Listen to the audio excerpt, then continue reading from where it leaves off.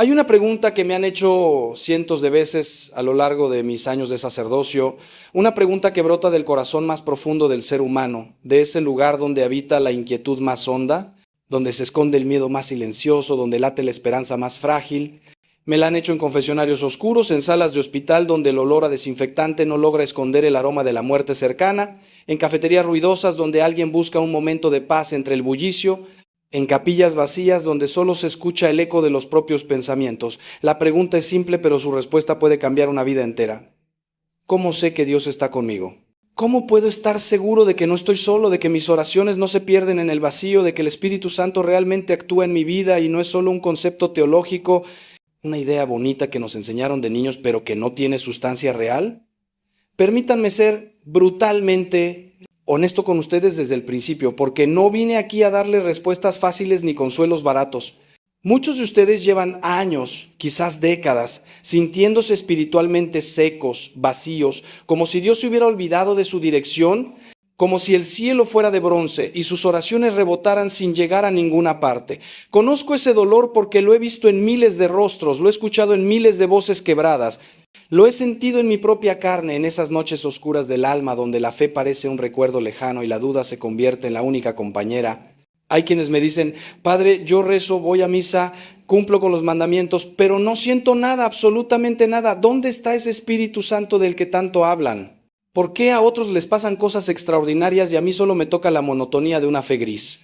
Lo que les voy a compartir hoy no son teorías abstractas ni especulaciones piadosas, son verdades que he verificado. En 30 años de acompañar almas, de presenciar conversiones que desafían toda explicación humana, de ver cómo el Espíritu Santo transforma corazones de piedra en corazones de carne, cómo levanta a los caídos, cómo ilumina a los que caminan en tinieblas, cómo consuela a los que ya no tienen lágrimas porque las han derramado todas. Les voy a mostrar 5 señales concretas, verificables, reconocibles de que el Espíritu Santo está actuando en sus vidas, aunque ustedes no lo perciban, aunque se sientan abandonados, aunque piensen que Dios los ha olvidado. Y les advierto desde ahora, algunas de estas señales les van a sorprender, porque no son las que esperan, no son las que les han enseñado, no son las que aparecen en los libros de piedad fácil. Son señales que a veces duelen, que a veces desconciertan, que a veces parecen todo lo contrario de lo que uno asociaría con la presencia divina. Pero antes de entrar en materia, necesito que entiendan algo fundamental, algo que puede cambiar radicalmente su manera de relacionarse con Dios. El Espíritu Santo no es una fuerza impersonal, no es una energía cósmica, no es un concepto filosófico. Es una persona divina, la tercera persona de la Santísima Trinidad, que los ama con un amor que ustedes no pueden ni imaginar, un amor que no depende de sus méritos, de sus logros espirituales, de su capacidad de sentir emociones religiosas. El Espíritu Santo está actuando en sus vidas en este mismo momento, mientras escuchan estas palabras, mientras respiran, mientras su corazón late. La pregunta no es si Él está presente, porque Él siempre está presente en el alma que está en gracia de Dios. La pregunta es si ustedes tienen ojos para verlo, oídos para escucharlo, un corazón lo suficientemente humilde para reconocer sus huellas en el camino de sus vidas. San Agustín, ese genio del alma humana que conoció los abismos del pecado y las alturas de la santidad, escribió algo que me persigue desde que lo leí por primera vez hace más de 3 décadas. Tarde te amé, hermosura tan antigua y tan nueva, tarde te amé, y he aquí que tú estabas dentro de mí, yo fuera y por fuera te buscaba. El Espíritu Santo está dentro de ustedes, más íntimo a ustedes que ustedes mismos, más cercano que su propia respiración, más presente que sus propios pensamientos. Pero ustedes lo buscan fuera, en experiencias extraordinarias, en emociones intensas, en señales espectaculares, y mientras tanto Él trabaja silenciosamente en lo profundo de sus almas, podando, sanando, transformando, preparándolos para la eternidad. Hoy quiero ayudarles a reconocer ese trabajo, a identificar esas señales, a abrir los ojos del Espíritu para ver lo que siempre ha estado ahí, esperando ser descubierto. La primera señal de que el Espíritu Santo está actuando en tu vida es quizás la más sorprendente y la más difícil de aceptar, porque va en contra de todo lo que nuestra cultura nos ha enseñado. Vivimos en un mundo que glorifica la autoestima, que nos dice que debemos amarnos a nosotros mismos incondicionalmente, que nos anima a celebrar nuestros logros y minimizar nuestros defectos, Y de pronto viene el Espíritu Santo y hace exactamente lo contrario. Nos muestra nuestros pecados con una claridad que duele, nos revela la profundidad de nuestra miseria, nos hace conscientes de cuánto nos falta para ser lo que Dios quiere que seamos. Esta experiencia de reconocer el propio pecado, esta conciencia aguda de la propia indignidad, lejos de ser un signo de abandono divino, es una de las señales más claras de que el Espíritu Santo está trabajando intensamente en un alma. Piénsenlo bien, ¿quién les muestra sus pecados? ¿Quién les hace sentir esa incomodidad cuando han hecho algo malo, ese desasosiego que no los deja en paz hasta que se confiesan, esa vergüenza santa que los impulsa al arrepentimiento?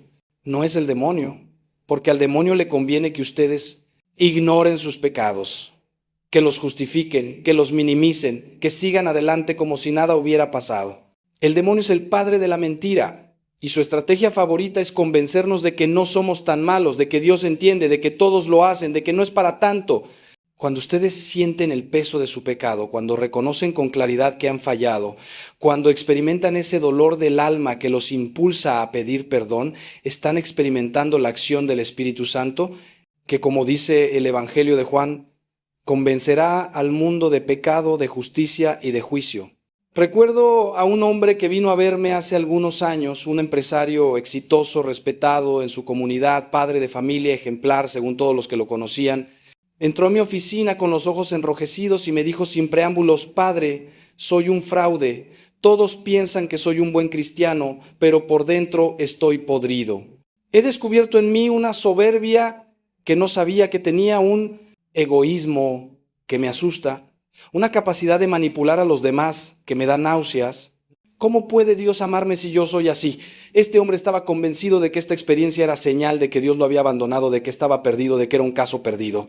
Pero yo le dije lo que les digo a ustedes ahora. Hermano, lo que estás experimentando es exactamente lo contrario de lo que piensas. El Espíritu Santo te está mostrando la verdad sobre ti mismo porque te ama, porque quiere sanarte, porque tiene planes de llevarte a una santidad que ni siquiera puedes imaginar. Los santos, esos gigantes de la fe que veneramos en los altares, todos sin excepción tuvieron esta experiencia de reconocer su propia miseria con una claridad escalofriante. Santa Teresa de Ávila, esa mujer extraordinaria que reformó el Carmelo y dejó escritos místicos que siguen iluminando a la iglesia 500 años después, se describía a sí misma como la mayor pecadora del mundo. San Francisco de Asís, el pobrecito de Asís que hablaba con los pájaros y abrazaba a los leprosos, decía que si Dios hubiera dado a un criminal las gracias que le había dado a él, ese criminal habría sido mucho más santo. El santo cura de Ars, patrono de los sacerdotes, que pasaba hasta 18 horas diarias en el confesionario y realizó milagros asombrosos, pidió en su lecho de muerte que rogaran por el pobre pecador. ¿Estaban mintiendo estos santos? ¿Fingían una humildad que no sentían de ninguna manera? El Espíritu Santo les había dado una luz tan intensa sobre sus almas que veían hasta el más mínimo defecto, hasta la más pequeña imperfección, hasta las raíces más profundas del egoísmo que todos llevamos dentro. Ahora bien, y esto es crucial que lo entiendan, hay una diferencia abismal entre el reconocimiento del pecado que viene del Espíritu Santo y la culpabilidad enfermiza que viene del demonio o de nuestras propias heridas psicológicas. El Espíritu Santo te muestra tu pecado para llevarte al arrepentimiento, a la confesión, a la misericordia de Dios, a la libertad de los hijos de Dios. Cuando el Espíritu Santo te convence de pecado, siempre hay esperanza, siempre hay un camino de salida, siempre hay una invitación a levantarte y seguir adelante. La culpabilidad demoníaca, en cambio, te paraliza, te hunde en la desesperación, te convence de que no hay perdón posible, te encierra en ti mismo sin salida. Si cuando reconoces tus pecados sientes un impulso de correr hacia Dios, de confesarte, de pedir perdón, de empezar de nuevo, eso es el Espíritu Santo. Si sientes ganas de esconderte de Dios, de abandonar la fe, de concluir que eres un caso perdido, eso no viene del Espíritu Santo y debes rechazarlo con todas tus fuerzas. La segunda señal de que el Espíritu Santo está actuando en tu vida es un deseo creciente de oración, una sed de Dios que no se sacia con nada de este mundo, una atracción hacia el silencio, hacia la intimidad con el Creador, hacia esos momentos de encuentro personal donde el alma se desnuda ante su Señor. Este deseo puede manifestarse de muchas maneras. Puede ser una inquietud cuando pasas mucho tiempo sin rezar, una nostalgia de la presencia de Dios cuando estás demasiado ocupado con las cosas del mundo, una alegría especial cuando por fin logras hacer un rato de oración en medio de tus 1000 obligaciones.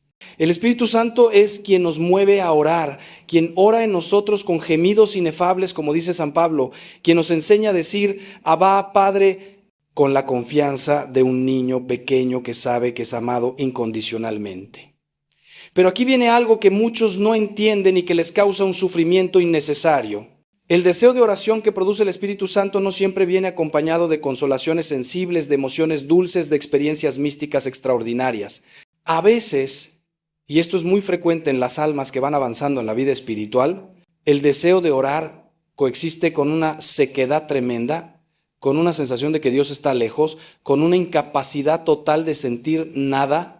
Y precisamente en esa sequedad, en esa aridez, en esa aparente ausencia de Dios, es donde el Espíritu Santo está trabajando más intensamente, purificando tu amor, liberándote de la dependencia de los sentimientos, enseñándote a amar a Dios por Él mismo y no por lo que te da.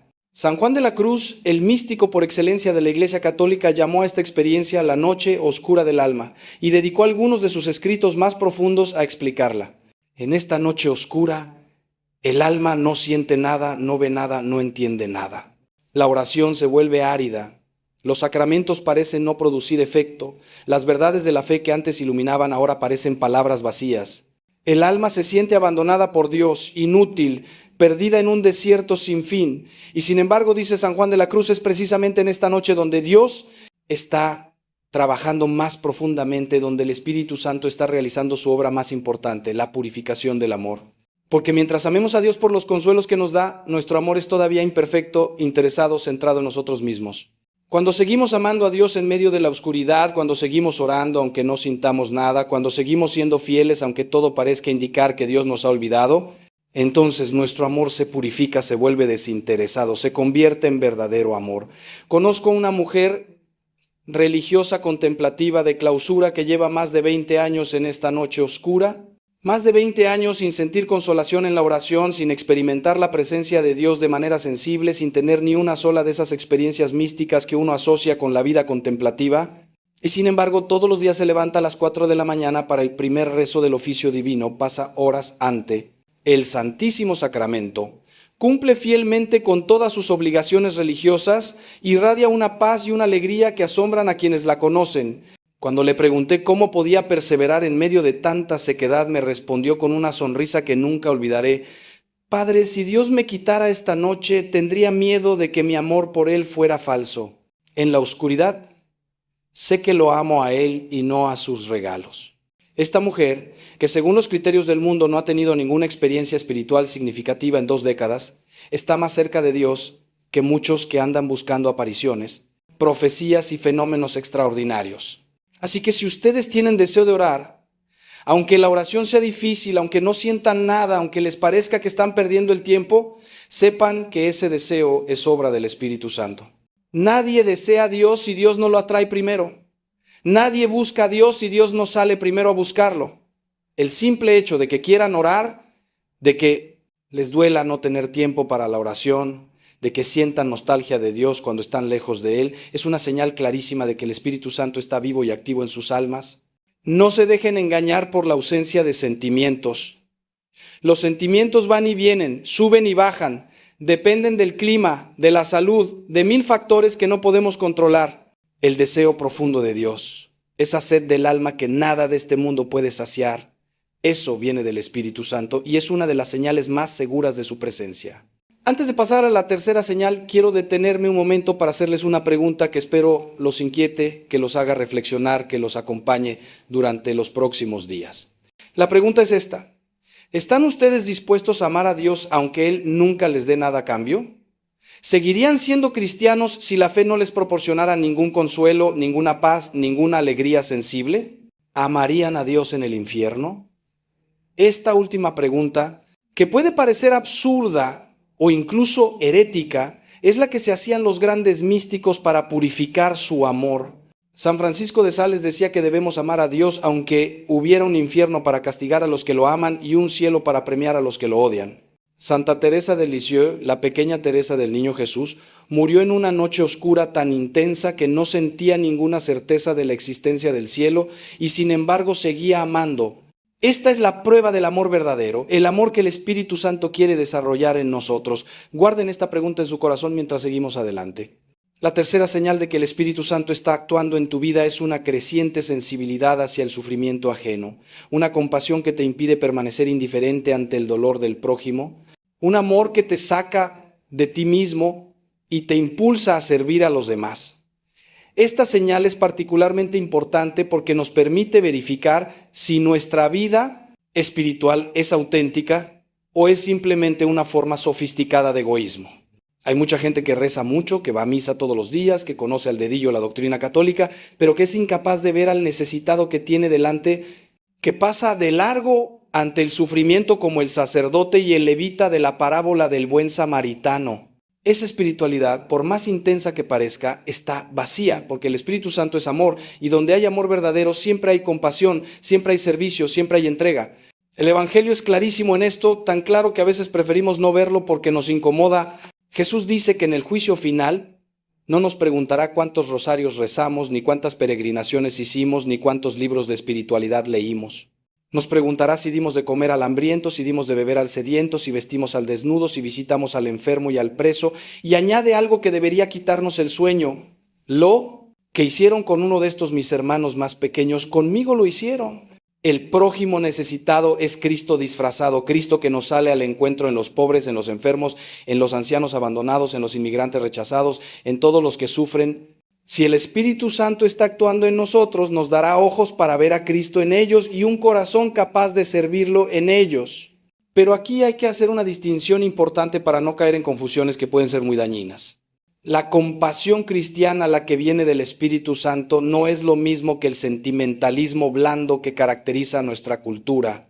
La compasión cristiana es fuerte, es exigente, busca el verdadero bien de la persona, aunque eso implique decirle verdades incómodas o negarle lo que pide cuando lo que pide le hace daño. Jesús sentía compasión por las multitudes, pero esa compasión no le impedía llamar al arrepentimiento, denunciar el pecado, exigir conversión. La compasión cristiana no es complicidad con el mal ni tolerancia del error.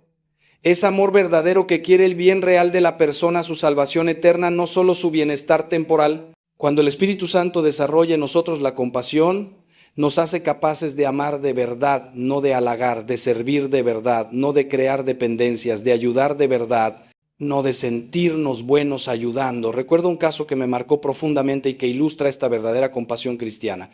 Un hombre vino a verme completamente destrozado porque su hijo, un joven de 25 años, se había ido de la casa después de una discusión terrible. El motivo de la discusión era que el padre se negaba a seguir dándole dinero al hijo, que llevaba años sin trabajar, gastándolo todo en fiestas y en una vida desordenada. El padre me dijo: «Padre, ¿hice mal? Mi esposa me dice que soy cruel, que un padre de verdad ayuda a su hijo, que lo estoy abandonando, pero yo veo que cada vez que le doy dinero, él lo usa para hundirse más. ¿Es falta de compasión negarle la ayuda?». Este padre estaba ejerciendo la verdadera compasión, la compasión dura que a veces es necesaria, la compasión que dice no por amor, que pone límites por amor, que deja que el otro toque fondo para que pueda levantarse. 2 años después, ese hijo, ya sin el colchón del dinero paterno, tocó fondo, buscó ayuda, se rehabilitó, consiguió trabajo, reconstruyó su vida. Hoy es un hombre de bien y tiene una relación maravillosa con su padre, a quien agradece haberle negado la ayuda que lo estaba destruyendo.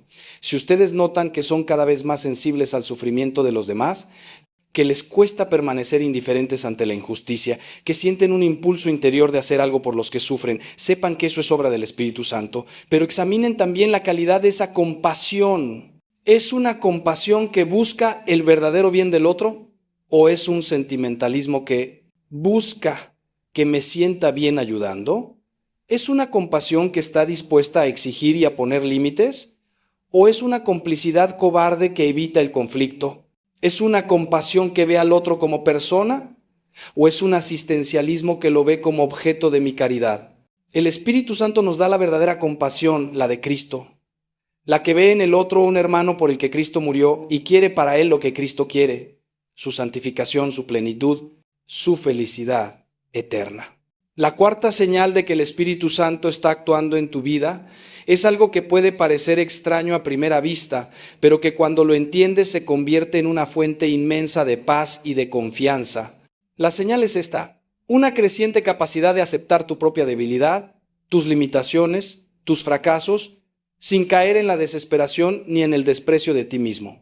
Esta aceptación no tiene nada que ver con la resignación fatalista ni con la mediocridad espiritual.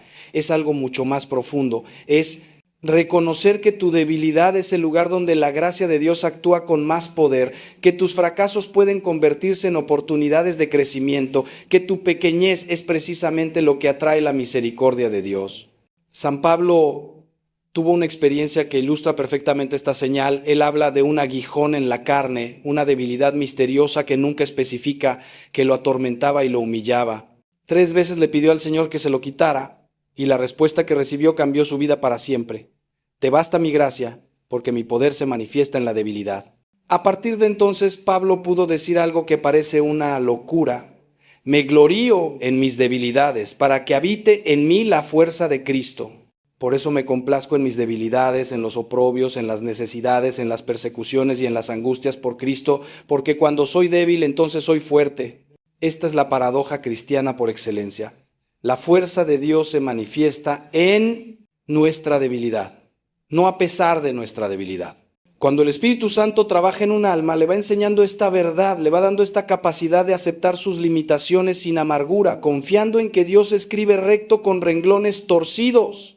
Esta señal es particularmente difícil de aceptar para quienes tienen una personalidad perfeccionista, para quienes se exigen mucho a sí mismos, para quienes tienen una imagen idealizada de lo que deberían ser y sufren al ver la distancia entre esa imagen y la realidad. A estas personas les digo, el Espíritu Santo no quiere que seas perfecto, quiere que seas santo, que es algo muy diferente. La perfección es cosa de los fariseos, que se esforzaban por cumplir la ley al pie de la letra y despreciaban a los que no podían. La santidad es cosa de los pecadores que reconocen su miseria y se abandonan en la misericordia de Dios. Todos los santos fueron pecadores, todos tuvieron debilidades, todos fracasaron una y otra vez. Lo que los hizo santos no fue su perfección, sino su capacidad de levantarse después de cada caída, de volver a empezar después de cada fracaso, de confiar en Dios más que en sí mismos. Conozco a un sacerdote que luchó durante años contra un pecado recurrente, una debilidad que lo humillaba y lo hacía dudar de su vocación. Cada vez que caía, se hundía en un pozo de vergüenza y autocompasión que le impedía acercarse a Dios. Un día, después de una caída particularmente dolorosa, tuvo una experiencia de oración que transformó su vida. Sintió que el Señor le decía: ¿cuántas veces has caído en esto? 100, 200, 1000, y cada vez has vuelto a mí. ¿No te das cuenta de que eso es lo que me importa? No tu debilidad, sino tu perseverancia. No tus caídas, sino tu capacidad de levantarte. Deja de mirarte a ti mismo y mírame a mí. A partir de ese día, este sacerdote pudo aceptar su debilidad sin dejar de luchar contra ella. Pudo caer sin hundirse. Pudo levantarse más rápido porque ya no perdía tiempo en autocompasión. Su debilidad sigue ahí, pero ya no lo define. Lo que lo define es la misericordia de Dios que lo sostiene a pesar de todo. Si ustedes están aprendiendo a aceptar sus debilidades, si ya no se destruyen interiormente cada vez que fracasan, si pueden mirarse en el espejo con realismo pero sin desprecio, si confían más en la gracia de Dios que en sus propios esfuerzos, sepan que el Espíritu Santo está trabajando en ustedes. Esta aceptación no es permiso para pecar ni excusa para la mediocridad. Sigue luchando contra tus defectos, sigue esforzándote por crecer, sigue aspirando a la santidad. Pero hazlo con paz, sin angustia, sin desesperación, sabiendo que Dios te ama ahora tal como eres con todas tus miserias. No te ama porque seas bueno, eres bueno porque Él te ama. No te ama porque lo merezcas. Su amor es pura gratuidad, puro regalo, pura misericordia. El Espíritu Santo quiere que lo entiendas, que lo que Él pura vivas, que descanses en esta verdad que es el corazón mismo del Evangelio. Quiero hacer una pausa aquí para preguntarles algo que puede cambiar su manera de vivir la fe. La pregunta es esta: ¿cuál es la debilidad que más te avergüenza? ¿La que más te cuesta aceptar? ¿La que más te humilla ante tus propios ojos? Quizás es un pecado que no logras superar, una limitación de carácter, un fracaso profesional o familiar, una herida del pasado que sigue sangrando. Ahora imagina que llevas esa debilidad ante el Señor, no para esconderla ni para justificarla, sino para ofrecérsela, para decirle, Señor, esto soy yo, esta miseria, esta pobreza, esta vergüenza. No te la escondo, te la ofrezco. Haz con ella lo que quieras. Cuando puedas hacer esa oración sinceramente, habrás dado un paso gigantesco en la vida espiritual, porque habrás descubierto que tu debilidad, lejos de ser un obstáculo para la gracia, es precisamente el lugar donde la gracia quiere actuar. Guarda esta reflexión, vuelve a ella en tu oración y verás cómo el Espíritu Santo transforma tu manera de verte a ti mismo y de ver a Dios. La quinta y última señal de que el Espíritu Santo está actuando en tu vida es quizás la más importante de todas, la que resume y corona a todas las demás. Es la señal del amor, pero no cualquier amor, no el amor fácil, no el amor que se siente, no el amor que se agota cuando las cosas se ponen difíciles. Es el amor ágape, el amor de Dios derramado en nuestros corazones por el Espíritu Santo, el amor que ama lo no amable, que perdona lo imperdonable, que persevera cuando todo invita a abandonar. San Pablo describe este amor en el capítulo 13 de la primera carta a los Corintios, con unas palabras que todos conocemos, pero que quizás no hemos meditado lo suficiente. El amor es paciente, es servicial. El amor no tiene envidia, no presume ni se engríe, no es maleducado ni egoísta, no se irrita ni guarda rencor, no se alegra de la particito, injusticia, sino que se alegra de la verdad. Todo lo excusa, todo lo cree, todo lo espera, todo lo soporta. Este amor es imposible para el ser humano dejado a sus propias fuerzas. Nadie puede amar así con su sola capacidad natural. Nadie puede ser paciente siempre, servicial siempre, sin envidia siempre, sin rencor siempre. Este amor es don del Espíritu Santo, fruto de su presencia en el alma, resultado de su acción transformadora. Cuando ustedes se descubran amando así, aunque sea imperfectamente, aunque sea a ratos, aunque sea a una sola persona, sepan que el Espíritu Santo está vivo en ustedes. Cuando se descubran perdonando lo que parecía imperdonable, siendo pacientes cuando todo los invita a explotar, sirviendo sin esperar nada a cambio, alegrándose del bien ajeno sin envidia, sepan que eso no viene de ustedes. Eso es obra del Espíritu Santo que los está transformando poco a poco a imagen de Cristo, que los está haciendo capaces de un amor que supera infinitamente las posibilidades humanas. El lugar donde más claramente se manifiesta este amor del Espíritu Santo es el matrimonio y la familia, porque es ahí donde las personas se ven tal como son, sin máscaras ni disfraces, con todas sus miserias y debilidades. Es fácil amar a quien solo vemos ocasionalmente, a quien nos muestra su mejor cara, a quien no convive con nosotros día tras día. Es inmensamente difícil amar a quien conocemos demasiado bien, a quien nos ha herido múltiples veces, a quien nos saca de quicio con sus defectos cotidianos. Y sin embargo, es precisamente en el matrimonio y en la familia donde el Espíritu Santo quiere realizar su obra maestra, transformando a dos pecadores en santos a través del amor mutuo, haciendo de la convivencia diaria una escuela de santificación, usando las dificultades y conflictos como instrumentos de purificación y crecimiento. Recuerdo a una pareja que vino a verme después de 30 años de matrimonio al borde del divorcio. El marido había sido infiel, la mujer estaba destrozada, los hijos adultos habían tomado partido y la familia entera era un campo de batalla. Humanamente hablando, no había solución. El daño era demasiado profundo, la confianza estaba completamente destruida, los años de rencor acumulado hacían imposible cualquier reconciliación y sin embargo algo sucedió. No puedo explicarlo de otra manera que como una intervención directa del Espíritu Santo. La mujer, después de meses de oración y acompañamiento espiritual, tomó la decisión de perdonar. No porque sintiera ganas de perdonar, no porque el marido lo mereciera, no porque fuera fácil. Perdonó porque decidió perdonar, porque eligió perdonar, porque el Espíritu Santo le dio la gracia de perdonar. Fue un proceso largo y doloroso, lleno de retrocesos y de noches oscuras. Pero el fruto fue asombroso. No solo se salvó el matrimonio, sino que se transformó. Hoy esta pareja tiene una relación más profunda y más auténtica que nunca. Y su testimonio ha ayudado a decenas de matrimonios en crisis a encontrar esperanza.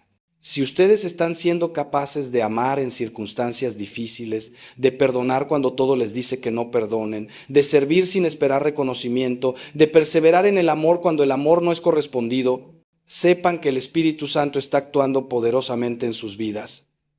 No minimicen estos actos de amor que parecen pequeños. Cada vez que una madre se levanta por la noche a atender a su hijo enfermo, aunque esté agotada, el Espíritu Santo está actuando.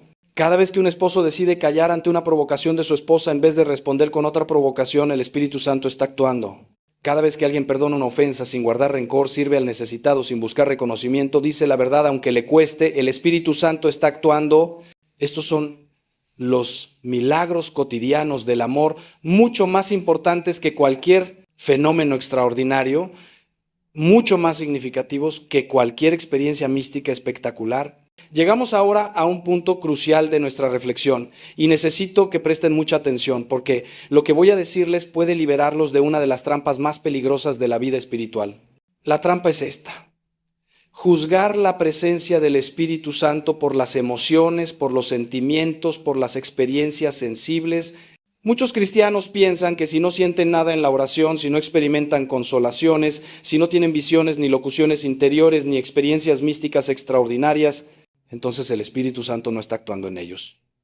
Esto es completamente falso y tremendamente dañino, porque lleva a la gente a una búsqueda ansiosa de experiencias que puede terminar en el engaño, en el fanatismo o en el abandono de la fe cuando las experiencias no llegan. Las 5 señales que les he compartido hoy no dependen de emociones ni de experiencias sensibles. El reconocimiento del propio pecado, el deseo de oración, la compasión hacia los demás, la aceptación de la propia debilidad, el amor ágape. Ninguna de estas señales requiere que sientas algo especial. Puedes experimentarlas todas en medio de la más completa sequedad espiritual, sin ningún sentimiento de la presencia de Dios. De hecho, como les expliqué antes, frecuentemente el Espíritu Santo actúa con más intensidad precisamente cuando no sentimos nada, porque es entonces cuando nuestro amor se purifica, cuando dejamos de buscar a Dios por sus regalos y empezamos a buscarlo por Él mismo. Santa Teresa de Ávila, que tuvo experiencias místicas extraordinarias, éxtasis, visiones, locuciones, levitaciones, fue muy clara en advertir que estas experiencias no son señal segura de santidad ni de la presencia del Espíritu Santo. Muchas de estas experiencias pueden ser producidas por el demonio o por la propia imaginación exaltada. Lo que sí es señal segura, decía la santa, son las virtudes: la humildad, la obediencia, la caridad, la paciencia. Estas no pueden ser falsificadas por el demonio ni producidas por la imaginación. Cuando alguien crece en virtudes, aunque no tenga ninguna experiencia extraordinaria, aunque su oración sea seca como un desierto, puedes estar seguro de que el Espíritu Santo está trabajando en esa alma. Cuando alguien tiene muchas experiencias extraordinarias pero no crece en virtudes, hay motivos serios para sospechar que esas experiencias no vienen de Dios. Por eso les digo a todos los que se sienten espiritualmente secos, aburridos, sin ninguna experiencia de Dios, no se dejen engañar por las apariencias. Si ustedes están luchando por ser buenos cristianos, si se esfuerzan por cumplir los mandamientos, si tratan de amar a Dios y al prójimo aunque no sientan nada, si perseveran en la oración aunque les parezca una pérdida de tiempo, el Espíritu Santo está actuando poderosamente en ustedes. Quizás más poderosamente que en aquellos que tienen experiencias extraordinarias, pero cuya vida no muestra frutos de conversión. El Espíritu Santo es discreto, silencioso, respetuoso de nuestra libertad. No suele actuar con truenos y relámpagos, sino con la suavidad de la brisa, como se le manifestó al profeta Elías. No esperen fuegos artificiales. Busquen los frutos, las virtudes, las señales concretas que les he explicado hoy. Dicho esto, quiero ahora profundizar en cada una de las señales para que las puedan reconocer mejor en sus propias vidas y para responder algunas preguntas y objeciones que seguramente les habrán surgido mientras me escuchaban. Comenzaré por la primera señal, el reconocimiento del propio pecado, porque creo que es la que más malentendidos genera y la que más puede ayudarles si la entienden bien. Una de las objeciones más comunes que recibo cuando hablo de esta señal es la siguiente: Padre, si reconocer el propio pecado es señal del Espíritu Santo, ¿significa eso que los ateos o los que no creen en Dios no pueden reconocer sus pecados? La respuesta es que el Espíritu Santo actúa en todas las personas de buena voluntad, aunque no lo sepan, aunque no crean en Él, aunque ni siquiera crean en Dios. El Concilio Vaticano II enseña que la gracia actúa de modos misteriosos incluso en aquellos que no conocen a Cristo ni a la Iglesia. Cuando un ateo siente remordimiento por haber hecho algo malo, cuando reconoce su injusticia y decide enmendarse, el Espíritu Santo está actuando en él, aunque él lo atribuya a su conciencia moral o a su formación ética. El Espíritu Santo no está limitado por nuestras categorías ni por nuestras etiquetas religiosas. Sopla donde quiere, como dijo Jesús a Nicodemo, y nadie sabe de dónde viene ni a dónde va. Ahora bien, hay una diferencia importante entre el reconocimiento del pecado que tiene un no creyente y el que tiene un cristiano maduro. El no creyente reconoce que ha hecho algo malo según un código moral, pero no necesariamente lo ve como una ofensa a Dios, como una ruptura de la relación con el Padre que lo ama.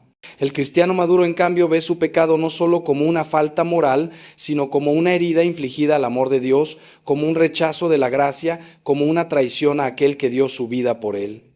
Esta visión del pecado, lejos de generar una culpabilidad enfermiza, genera un arrepentimiento amoroso, un dolor del alma que brota del amor y que impulsa a correr hacia la misericordia de Dios. Es la diferencia entre Judas y Pedro. Ambos traicionaron a Jesús, pero Judas se hundió en la desesperación porque no creyó en el perdón, mientras que Pedro lloró amargamente y corrió hacia el Señor resucitado para ser perdonado y restaurado. Otra objeción frecuente es esta: Padre, yo sí reconozco mis pecados, pero siempre caigo en los mismos. ¿No debería el Espíritu Santo darme la fuerza para superar mis debilidades de una vez por todas? Esta objeción refleja una expectativa poco realista de la vida espiritual y un desconocimiento de cómo actúa el Espíritu Santo. La conversión no es un evento puntual, sino un proceso que dura toda la vida. Los santos más grandes lucharon contra defectos y tentaciones hasta el último día de sus vidas. San Jerónimo, ese doctor de la Iglesia que tradujo la Biblia al latín, luchó contra su temperamento iracundo durante toda su vida y murió sin haberlo dominado completamente. Santo Tomás Moro, el gran mártir inglés, confesaba regularmente su vanidad y su apego al reconocimiento social. Santa Teresita de Lisieux, a quien la Iglesia ha declarado doctora, reconocía en sí misma imperfecciones que no había logrado superar. El Espíritu Santo no suele actuar quitándonos nuestras debilidades de un plumazo, por varias razones que conviene entender. Primero, porque nuestras debilidades nos mantienen humildes, conscientes de nuestra necesidad de Dios, alejados de la soberbia espiritual, que es la más peligrosa de todas las soberbias. Segundo, porque la lucha contra nuestros defectos fortalece nuestra voluntad, desarrolla nuestras virtudes, nos hace crecer como personas. Tercero, porque nuestras caídas y nuestros fracasos nos hacen misericordiosos con los demás, nos impiden juzgar, nos dan credibilidad cuando intentamos ayudar a otros que luchan con las mismas debilidades. Así que no te desanimes si caes una y otra vez en los mismos pecados. Lo importante no es no caer, sino levantarte cada vez, ir a confesarte, volver a empezar con humildad y confianza. El Espíritu Santo está contigo en cada caída y en cada levantada y está usando todo, incluso tus pecados, para hacerte santo. Una última aclaración sobre esta primera señal. El reconocimiento del propio pecado del que hablo no es una introspección obsesiva ni un examen de conciencia escrupuloso que te paraliza y te llena de ansiedad. Hay personas, especialmente las que tienen tendencia al escrúpulo, que se pasan la vida examinándose, buscando pecados debajo de cada piedra, atormentándose con dudas sobre si se confesaron bien, si tuvieron suficiente arrepentimiento, si olvidaron algún pecado. Esto no es obra del Espíritu Santo, sino del demonio, que usa el escrúpulo para apartar a las almas de la paz de Dios y sumirlas en una ansiedad estéril. El reconocimiento del pecado que viene del Espíritu Santo es sereno, realista, orientado a la acción. Te muestra tu pecado con claridad, pero sin exagerarlo. Te impulsa al arrepentimiento, pero sin desesperarte. Te lleva a la confesión, pero sin obsesionarte. Si tu examen de conciencia te deja angustiado y sin paz, algo está mal. Busca un director espiritual prudente que te ayude a distinguir entre la verdadera conciencia del pecado y el escrúpulo enfermizo. Pasemos ahora a profundizar en la segunda señal, el deseo de oración. Quiero responder a una pregunta que muchos se hacen y que puede estar causándoles un sufrimiento innecesario. ¿Cómo puedo saber si mi deseo de oración es verdadero o es solo una obligación que cumplo por rutina? Esta es una pregunta importante porque muchos cristianos llevan años rezando sin deseo, solo por costumbre o por cumplir, y se sienten hipócritas, como si estuvieran engañando a Dios. Les tengo una noticia que espero los alivie. El hecho de que sigan rezando, aunque no tengan ganas, aunque lo sientan como una obligación, aunque preferirían hacer cualquier otra cosa, es en sí mismo una señal del Espíritu Santo. El deseo de oración no siempre se siente como un deseo emotivo, como unas ganas sensibles. A veces se manifiesta simplemente como una fidelidad perseverante, como una decisión de la voluntad de seguir adelante a pesar de la sequedad. Piénsenlo así. ¿Qué los impulsa a seguir rezando cuando no sienten nada? ¿Por qué no lo dejan de una vez y no obtienen ninguna satisfacción? La respuesta es que hay algo en ustedes más profundo que sus sentimientos, que los impulsa a la oración, que no los deja abandonarla, que los hace sentir incómodos cuando pasa mucho tiempo sin rezar. Ese algo es el Espíritu Santo, que ha puesto en ustedes un deseo de Dios que trasciende los estados de ánimo y las emociones. Es como el amor de una madre por su hijo. No depende de si el hijo se porta bien o mal, de si la madre está de buen humor o de mal humor. Es un amor que está por debajo de los sentimientos, en lo más profundo del ser, y que persevera pase lo que pase. Así es el deseo de Dios que el Espíritu Santo pone en nosotros. No depende de cómo nos sintamos y se manifiesta precisamente en la fidelidad a la oración a pesar de todo. Ahora bien, dicho esto, es importante que aprendamos a hacer oración de una manera que facilite el encuentro con Dios en vez de dificultarlo. Muchos cristianos no saben orar o han aprendido formas de oración que no se adaptan a su temperamento ni a su etapa espiritual, y por eso la oración se les hace tan difícil y tan árida. Voy a compartirles algunos consejos prácticos que pueden ayudarles a mejorar su vida de oración y a experimentar más frecuentemente la presencia de Dios, aunque insisto en que las consolaciones sensibles no son lo importante y no deben buscarse por sí mismas. Primer consejo: busquen un lugar y un momento fijos para la oración. El ser humano es criatura de hábitos, y los hábitos nos ayudan a hacer las cosas difíciles. Si cada día rezan a la misma hora en el mismo lugar, poco a poco su cuerpo y su mente se irán habituando y les será más fácil entrar en oración. Si cada día rezan a una hora diferente en un lugar diferente, nunca desarrollarán el hábito y cada sesión de oración será un esfuerzo enorme. El lugar debe ser tranquilo, sin distracciones, donde puedan estar solos con Dios. Puede ser una capilla, un rincón de su casa, un parque temprano en la mañana. El momento debe ser cuando estén lo más despiertos y lúcidos posible, no al final del día cuando están agotados y se van a dormir rezando. Segundo consejo: comiencen siempre la oración con un acto de fe en la presencia de Dios. Antes de decir nada, antes de pedir nada, antes de leer nada, deténganse un momento y recuerden con quién están. Dios está aquí, ahora, más presente que el aire que respiran, mirándolos con amor infinito, esperando que le hablen. Este acto de fe es fundamental porque nos saca de nuestra distracción habitual y nos pone en la presencia de Dios. Santa Teresa de Ávila decía que muchos problemas en la oración vienen de que no entendemos con quién hablamos. Si realmente creyéramos que estamos ante el Creador del universo, ante aquel que nos conoce mejor que nosotros mismos, ante aquel que nos ama hasta la locura de morir en una cruz, nuestra oración sería completamente diferente.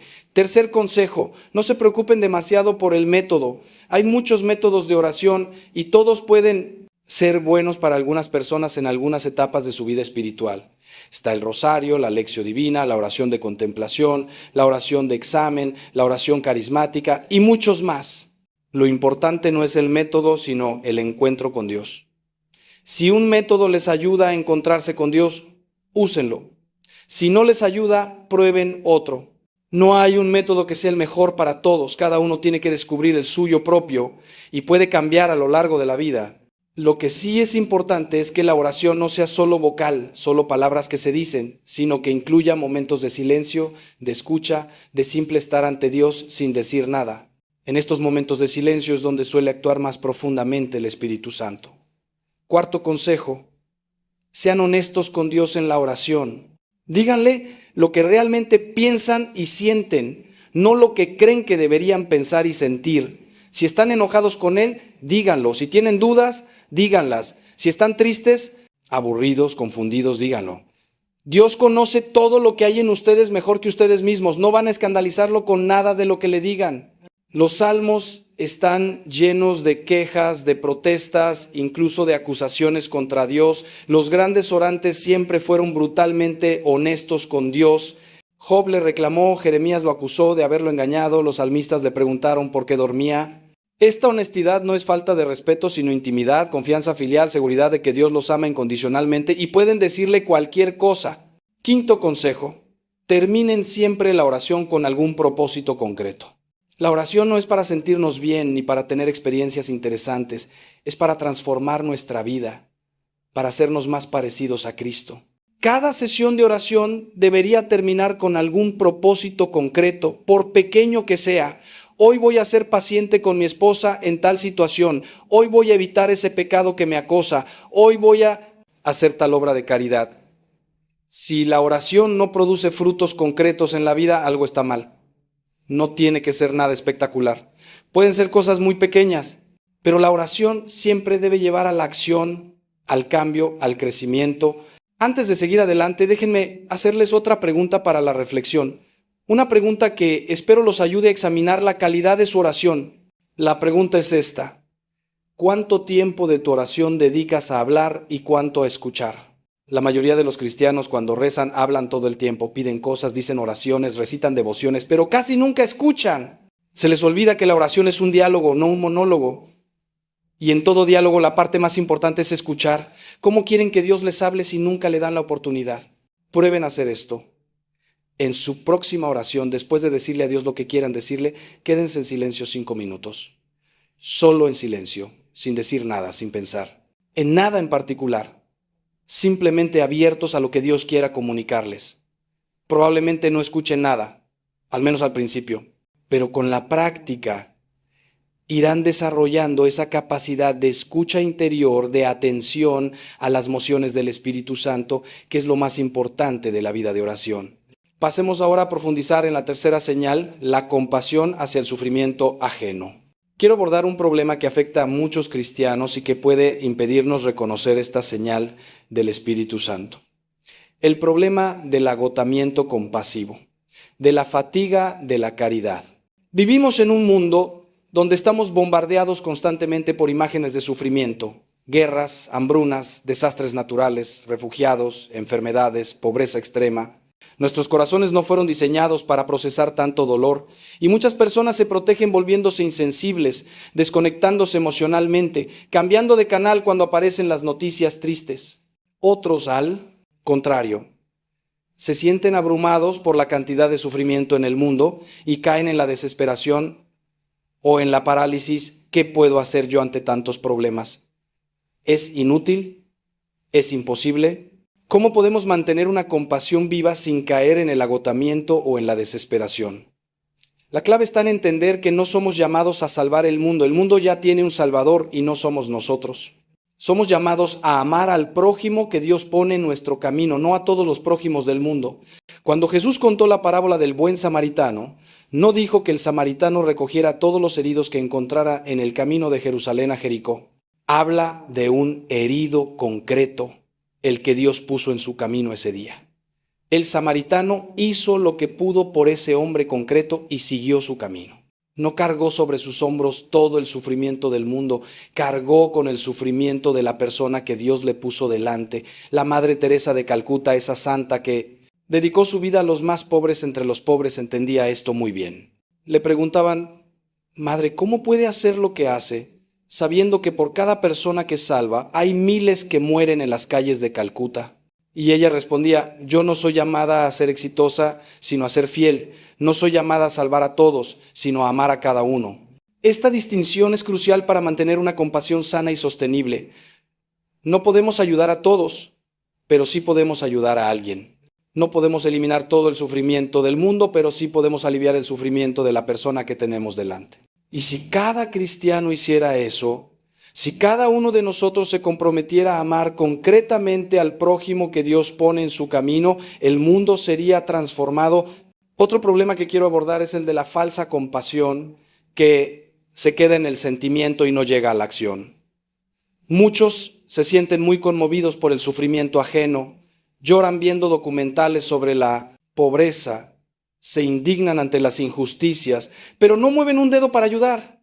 Esta compasión sentimental es estéril y puede ser incluso dañina porque nos da la ilusión de que somos buenos y compasivos cuando en realidad no hemos hecho nada. El apóstol Santiago es muy duro con esta actitud. Si un hermano o una hermana están desnudos y les falta el alimento necesario para cada día, y alguno de ustedes les dice, vayan en paz, caliéntense y coman, pero no les dan lo necesario para el cuerpo, ¿de qué sirve? La compasión verdadera, la que viene del Espíritu Santo, siempre lleva a la acción, siempre busca remedios concretos, siempre está dispuesta a pagar el precio del amor. También quiero aclarar que la compasión cristiana no se limita a las necesidades materiales. Tan importante como dar de comer al hambriento es dar consuelo al triste, consejo al confundido, corrección al que yerra, perdón al que nos ofende. Las obras de misericordia espirituales son tan necesarias como las corporales, y a veces más difíciles. Es más fácil dar un cheque a una organización benéfica que sentarse a escuchar a alguien que sufre. Es más fácil enviar dinero para los pobres de África que perdonar a la persona que me traicionó. Cuando el Espíritu Santo despierta en nosotros la compasión, nos hace sensibles a todas las formas de sufrimiento, no solo a las más visibles o las más aceptadas socialmente. Nos hace capaces de ver el dolor detrás de la máscara de quien aparenta tenerlo todo, la soledad del anciano que nadie visita, la angustia del joven que no encuentra sentido a su vida. Una objeción que a veces me hacen es esta: Padre, yo soy una persona introvertida, no me sale acercarme a los demás, me cuesta mucho el contacto social. ¿Significa eso que el Espíritu Santo no está actuando en mí porque no tengo la compasión que usted describe? De ninguna manera. El Espíritu Santo no nos pide que seamos extrovertidos ni que hagamos cosas que van contra nuestro temperamento. La compasión puede expresarse de muchas maneras y cada uno tiene que descubrir la suya propia. Hay quienes expresan la compasión visitando enfermos y hay quienes la expresan rezando por ellos. Hay quienes expresan la compasión trabajando en un comedor social y hay quienes la expresan escribiendo cheques para sostener ese comedor. Hay quienes expresan la compasión escuchando a los que sufren y hay quienes la expresan haciendo cosas prácticas por ellos sin decir una palabra.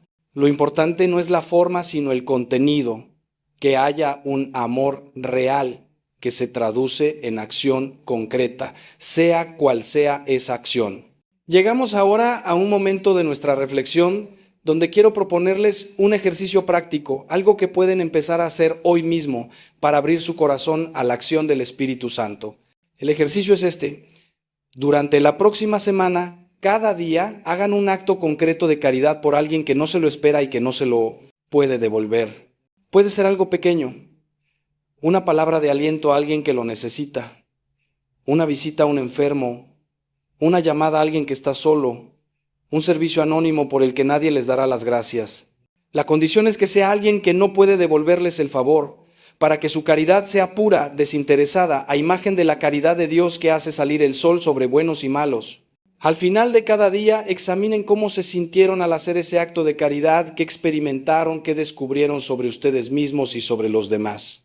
Este ejercicio les ayudará a desarrollar la sensibilidad hacia el sufrimiento ajeno y a reconocer la presencia del Espíritu Santo que los impulsa al amor. Pasemos ahora a profundizar en la cuarta señal, la aceptación de la propia debilidad. Esta señal está muy relacionada con una virtud fundamental de la vida cristiana, quizás la más fundamental de todas: la humildad. Sin humildad no hay vida espiritual posible, porque la humildad es la verdad. Es ver las cosas como son, es reconocer que somos criaturas dependientes de Dios para todo, que no podemos nada sin su gracia, que todo lo bueno que hay en nosotros es don suyo. La soberbia, por el contrario, es la mentira. Es la ilusión de que nos bastamos a nosotros mismos, de que somos dueños de nuestro destino, de que no necesitamos a nadie. La humildad nos abre a la gracia, la soberbia nos cierra a ella. Por eso el Espíritu Santo trabaja incansablemente para hacernos humildes, y una de las maneras como lo hace es mostrándonos nuestras debilidades. Es importante entender que la humildad no es lo mismo que la baja autoestima ni que el autodesprecio. Hay personas que se maltratan continuamente, que se dicen cosas terribles a sí mismas, que no pueden ver nada bueno en ellas. Esto no es humildad, sino una forma de soberbia invertida, un exceso de atención a uno mismo, aunque sea negativa. La verdadera humildad no piensa mal de sí misma, simplemente no piensa en sí misma. Está ocupada en Dios y en los demás, no en mirarse constantemente al espejo, sea para aplaudirse o para criticarse. El humilde conoce sus defectos, pero también conoce los dones que Dios le ha dado y agradece ambas cosas. Agradece los dones porque le permiten servir a los demás.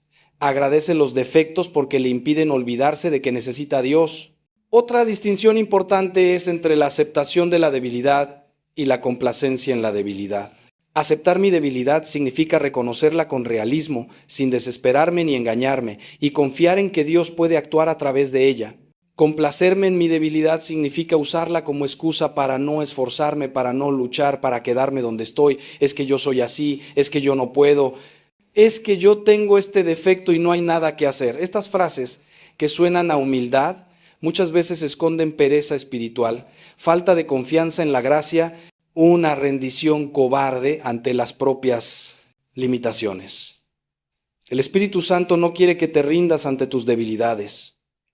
Quiere que las reconozcas, que las ofrezcas a Dios, que sigas luchando contra ellas, confiando en su gracia, y que mientras tanto no te destruyas interiormente cada vez que fracases. San José María Escrivá, el fundador del Opus Dei, tenía una expresión que a mí me ha ayudado mucho a entender esta actitud. Decía que hay que ser humildes, pero no cobardes. Humilde significa reconocer nuestra debilidad, nuestra incapacidad de ser buenos sin la gracia de Dios, nuestra dependencia total de Él. Pero no cobarde significa no acobardarnos ante el combate, no renunciar a la lucha, no darnos por vencidos antes de empezar. El cristiano maduro tiene una mezcla paradójica de realismo sobre sí mismo y audacia sobrenatural. Sabe muy bien de lo que es incapaz, pero sabe también que todo lo puede en Cristo que lo fortalece. Conoce sus debilidades, pero no las usa como excusa. Las ofrece a Dios y sigue adelante, confiando en que la gracia supera todas las limitaciones. Quiero compartir con ustedes ahora un texto del profeta Isaías que a mí me parece una de las expresiones más hermosas de esta actitud de aceptación de la debilidad combinada con confianza en Dios.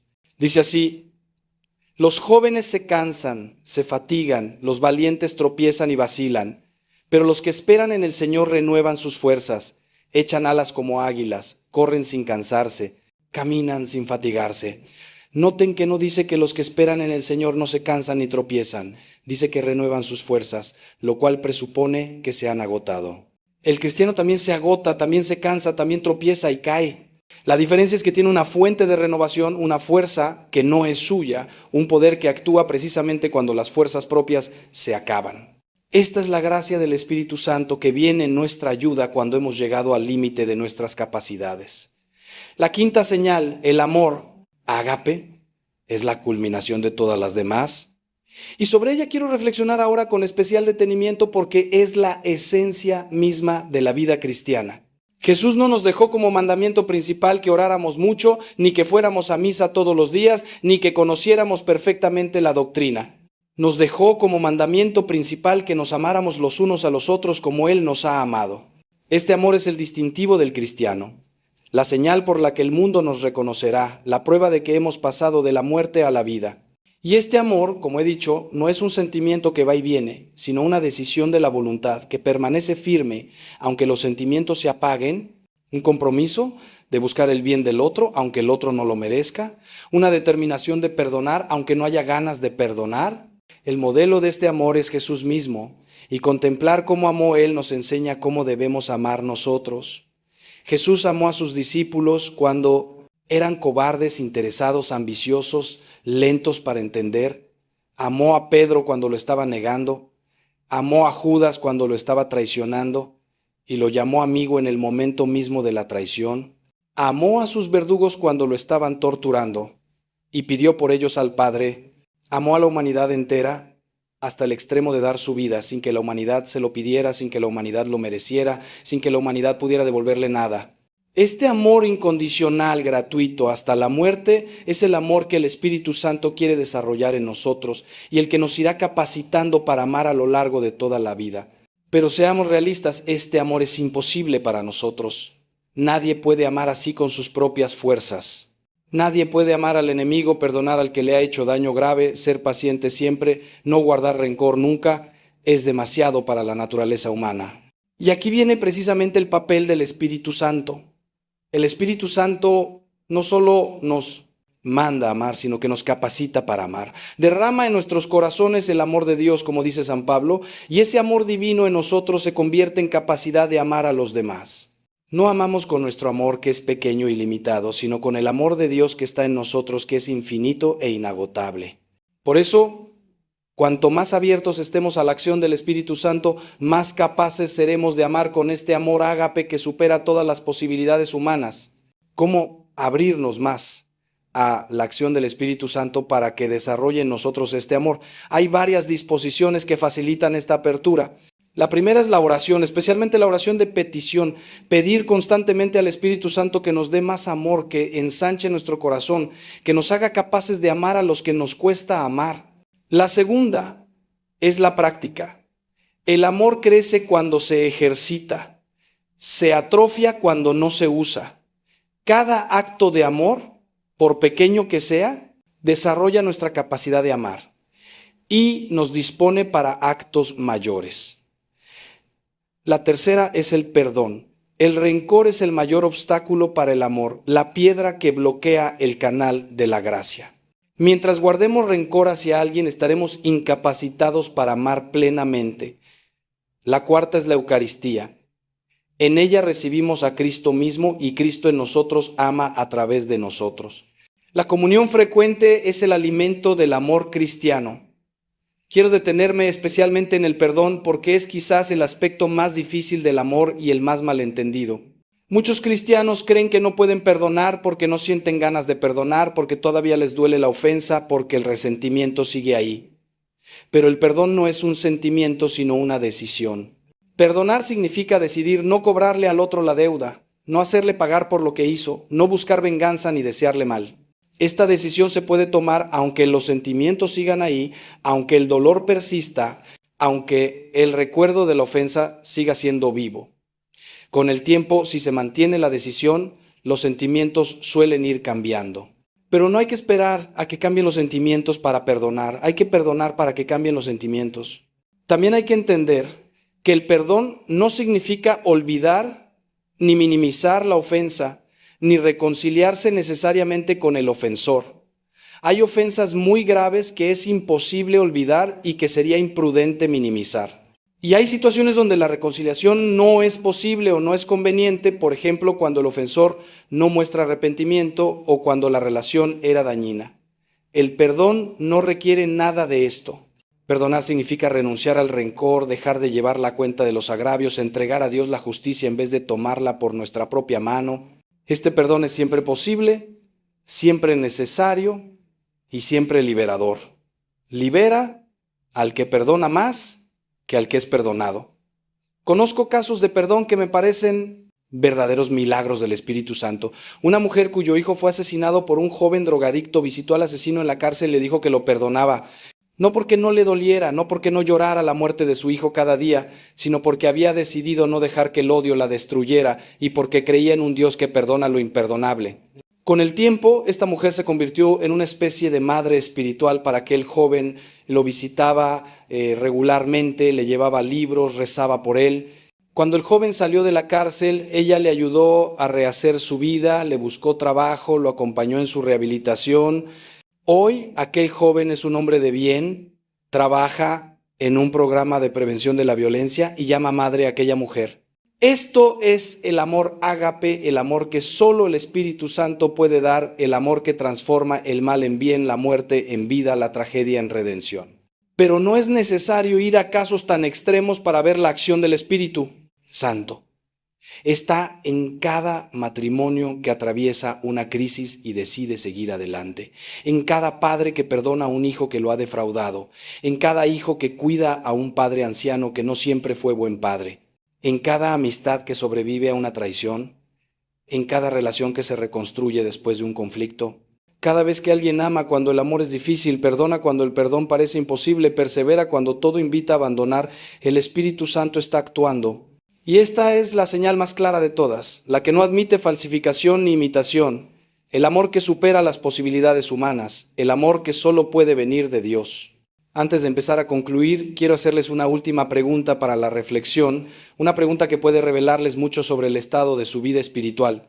La pregunta es esta: ¿hay alguien a quien no han perdonado? ¿Alguien contra quien guardan rencor? ¿Alguien cuyo nombre les provoca un nudo en el estómago?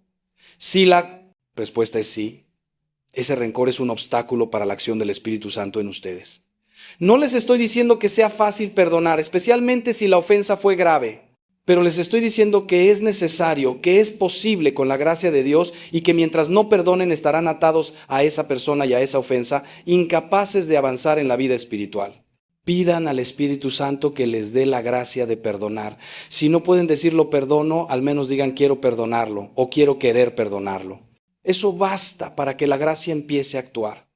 Hemos llegado al final de este largo recorrido por las señales del Espíritu Santo y quiero hacer una recapitulación que les ayude a retener lo que hemos visto.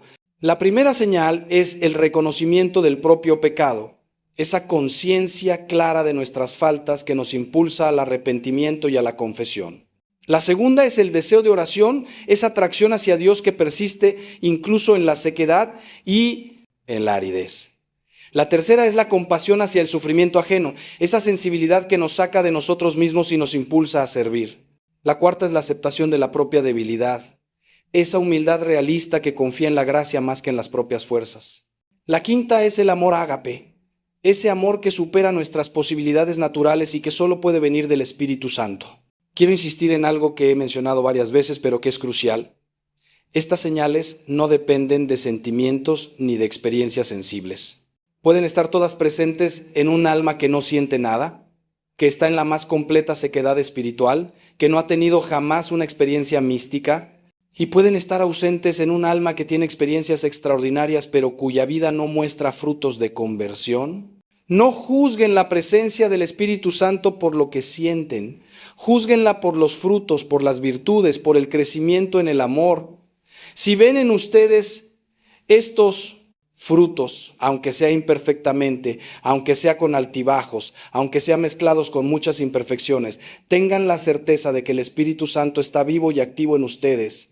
Y si no ven estos frutos, no se desesperen, pidan al Espíritu Santo que los produzca, ábranse a su acción, quiten los obstáculos que la bloquean y Él hará su obra. Quiero terminar con una reflexión sobre la confianza porque me parece que es la actitud fundamental que resume todo lo que les he dicho. Vivir la vida espiritual con confianza significa creer que Dios nos ama tal como somos, con todas nuestras miserias, que su gracia es más fuerte que nuestro pecado, que Él está siempre actuando en nosotros aunque no lo sintamos, que llevará a término la obra que ha comenzado. Esta confianza no es ingenuidad ni presunción, es fe en la fidelidad de Dios, que ha prometido no abandonarnos nunca y que cumple lo que promete. Con esta confianza podemos mirarnos con realismo sin hundirnos, luchar contra nuestros defectos sin angustiarnos, caer y levantarnos 1000 veces sin desanimarnos. Con esta confianza podemos esperar la santidad no porque seamos capaces de alcanzarla por nuestras fuerzas, sino porque Dios es capaz de santificarnos a pesar de nosotros mismos. Santa Teresita del Niño Jesús, esa joven carmelita francesa que murió a los 24 años y que la Iglesia ha proclamado doctora de la Iglesia, entendió esto mejor que nadie. Ella no era una persona extraordinaria desde el punto de vista humano, no tenía grandes talentos, no hizo milagros en vida, no escribió tratados teológicos impresionantes, pero tuvo una confianza en Dios sin límites, sabía que era pequeña, débil, incapaz de grandes hazañas espirituales. Pero precisamente por eso confiaba más, porque sabía que todo dependía de Dios y nada de ella. Su caminito de infancia espiritual consiste precisamente en esto, reconocer la propia pequeñez y confiar en la misericordia de Dios que se precisa. Encargará de todo. Este caminito está al alcance de todos, porque no requiere grandes capacidades ni grandes esfuerzos, solo mucha confianza y mucho amor. Apliquemos esto a las 5 señales que hemos visto. Si reconoces tu pecado, no te hundas en la desesperación. Confía en la misericordia de Dios que perdona siempre a quien se arrepiente. Si deseas orar pero no sientes nada, no abandones la oración. Confía en que Dios recibe tu esfuerzo y trabaja en lo oculto. Si sientes compasión pero te parece que no puedes hacer nada significativo, confía en que tus pequeños actos de amor tienen un valor infinito a los ojos de Dios. Si reconoces tu debilidad y te desanimas, confía en que la gracia de Dios actúa precisamente en esa debilidad. Si luchas por amar y fracasas una y otra vez, confía en que el Espíritu Santo irá transformando tu corazón poco a poco. La confianza no quita la lucha ni el esfuerzo, pero lo sitúa en su justo lugar, que es secundario, el protagonista de tú. Vida espiritual no eres tú, sino Dios. Y si confías en Él, Él hará maravillas en ti. Mis queridos hermanos, ha sido una gracia para mí compartir con ustedes estas reflexiones sobre la acción del Espíritu Santo en nuestras vidas. Espero que les hayan ayudado a reconocer las señales de su presencia y a confiar en su trabajo silencioso pero constante en lo profundo de sus almas. No estamos solos en este camino de la vida. El Espíritu Santo está con nosotros, en nosotros, actuando incansablemente para transformarnos a imagen de Cristo y prepararnos para la eternidad. Que esta certeza les dé paz en medio de las dificultades, esperanza en medio de la oscuridad y alegría en medio del sufrimiento. Antes de despedirme les pido que hagan 3 cosas. Primero, que dediquen un tiempo esta semana a examinar su vida a la luz de las 5 señales que hemos visto, no para angustiarse, sino para agradecer la acción de Dios y para identificar dónde necesitan abrirse más a ella. Segundo, que compartan este mensaje con alguien que crean que puede beneficiarse de él, un familiar, un amigo, alguien que esté pasando por dificultades espirituales. La fe se fortalece cuando se comparte y el bien se multiplica cuando se difunde. Tercero, que se suscriban a este canal si no lo han hecho, para seguir recibiendo contenido que les ayude a crecer en su vida espiritual y a profundizar en su fe. Aquí encontrarán reflexiones, enseñanzas, testimonios que pueden ser un apoyo importante en su camino hacia Dios. Les doy mi bendición sacerdotal. Que el Espíritu Santo los ilumine, los guíe, los fortalezca y los llene de sus dones. Que la Virgen María, esposa del Espíritu Santo, los cubra con su manto maternal y los lleve siempre hacia su Hijo Jesús. Y que Dios Todopoderoso, Padre, Hijo y Espíritu Santo, derrame sobre ustedes y sus familias sus más abundantes bendiciones. Un abrazo fraterno y hasta pronto.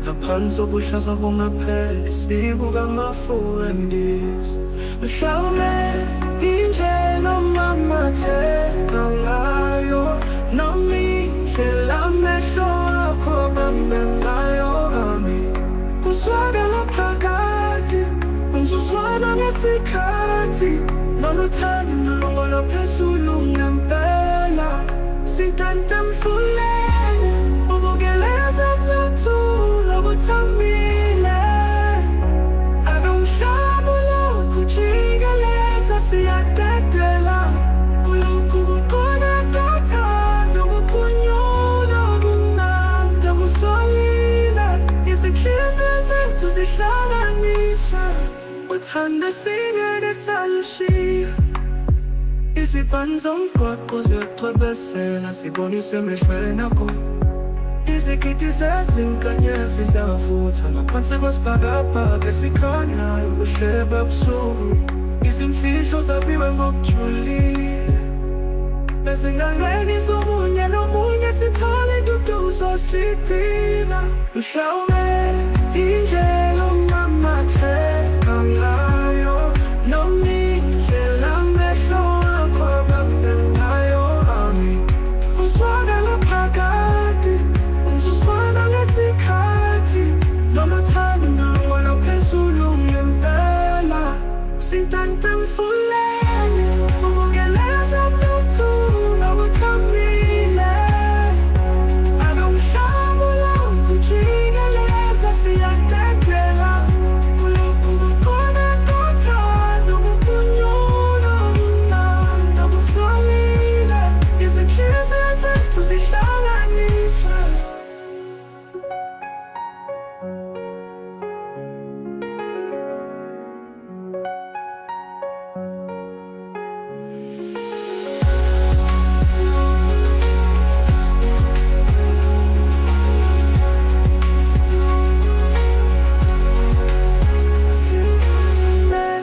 indlela omamatheka ngayo noma indlela amehlo akho abambe ngayo kuzwakala phakathi umzuzwana ngesikhathi noluthando nolungolo phezulu ngempela sintanta mfuleni